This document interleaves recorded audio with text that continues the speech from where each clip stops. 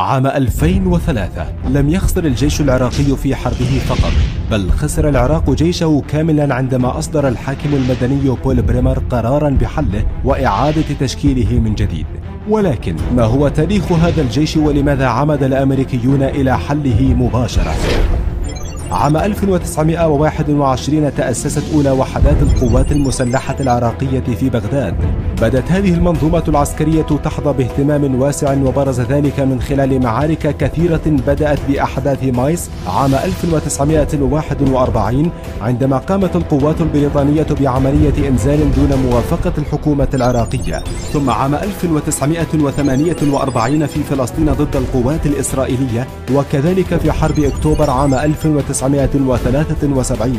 ظل الجندي العراقي حتى 2003 يلقب بأبو خليل إشارة إلى معارك الجيش في مدينة الخليل الفلسطينية.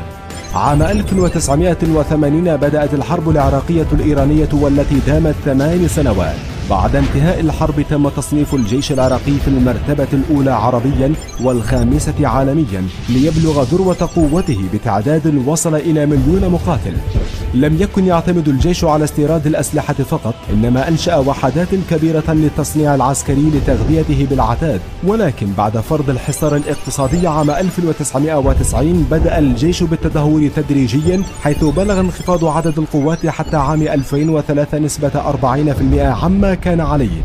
رغم ذلك بقي التصنيف الغربي للجيش العراقي على أنه الأكثر فاعلية في منطقة الخليج.